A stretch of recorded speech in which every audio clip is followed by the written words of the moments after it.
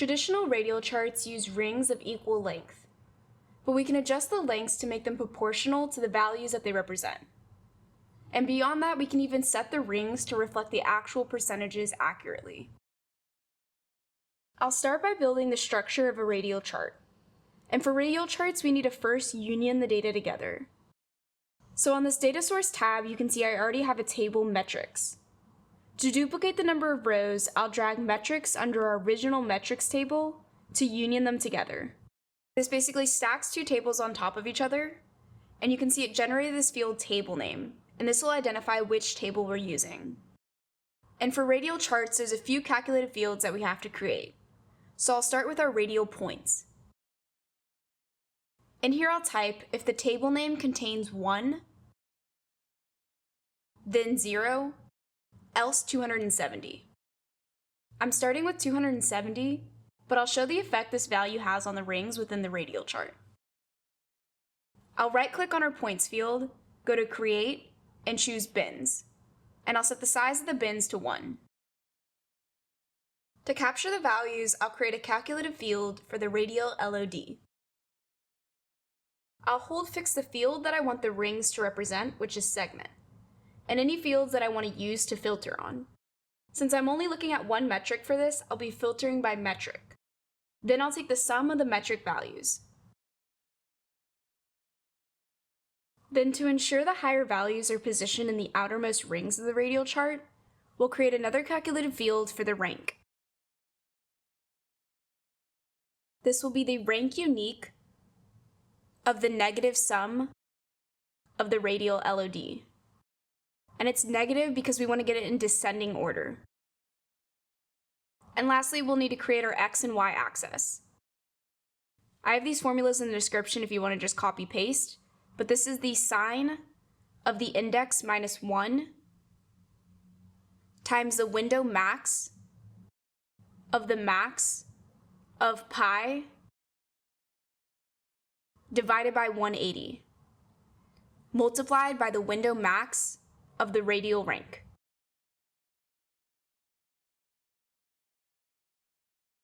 And since y is going to be so similar, I'm going to right-click on our x field to duplicate it. I'll edit it and call it y, and just change sine to cosine.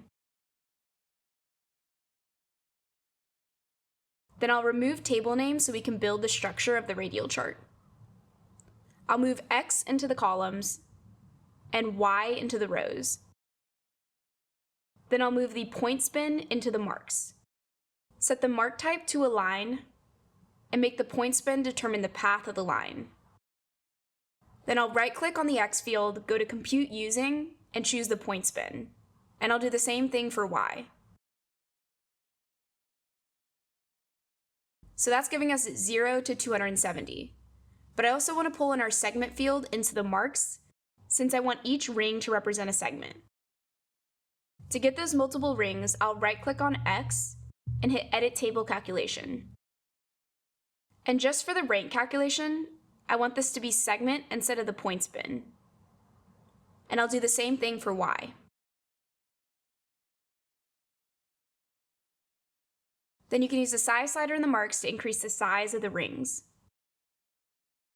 I'll make segment a label and pull in our LOD calculation as a label so we can see the values. And right now these values are too high because there's multiple metrics in there. So I'm going to pull metric into our filters and filter for just the gross profit margin. And the values are still too high because we union the data to create the radial chart. So I'll edit our LOD that calculates the values, and I'll add table name to the fixed condition.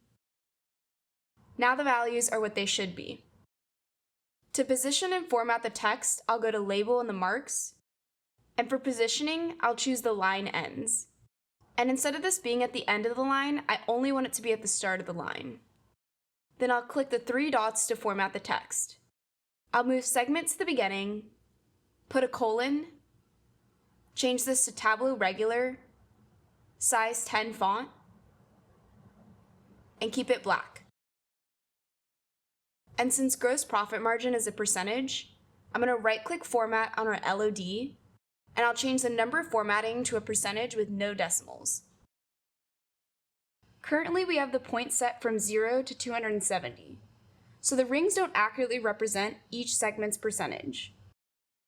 To make the rings match the actual percentages, like 16% being 16% of a full circle, we need to adjust our points formula. So instead of 270, I'm going to type holding fixed the segment, the metric, and the table name. Take the sum of the metric values. Then I'll multiply by 360, since 360 degrees represents a full circle. This formula is basically our LOD that calculates the values, multiplied by the full degrees of a circle. But when I apply this, you can see it makes the rings look odd. And that's because the axes have also shifted. So if I go back to our traditional radial chart, you can see both axes are from -3 to 3.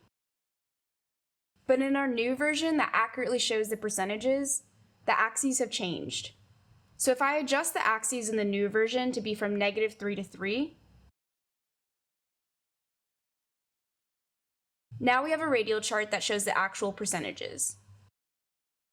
But because in this case the metric gross profit margin is a small percentage, and even the highest at 38% doesn't pass the halfway mark of a circle, I'm going to edit our formula to remove the table name from our formula. This essentially doubles the length of the rings to make it look more like a radial chart. And it'll still keep each segment proportionate to the others. Alternatively, I could have used 720 instead of 360 to double the length of the rings. So depending on what the range is for your values in the radial chart, you may want to increase or decrease the multiplier in the points formula. And we have a few options for color. So I can use color in the mark to change these all to one color. I can also pull segment into the marks and change this to a color. That way we get 3 distinct colors for each segment. If I bring point spin into the marks and change this to a color, this will give us a gradient. And I'll edit the colors in the legend to assign the palette again.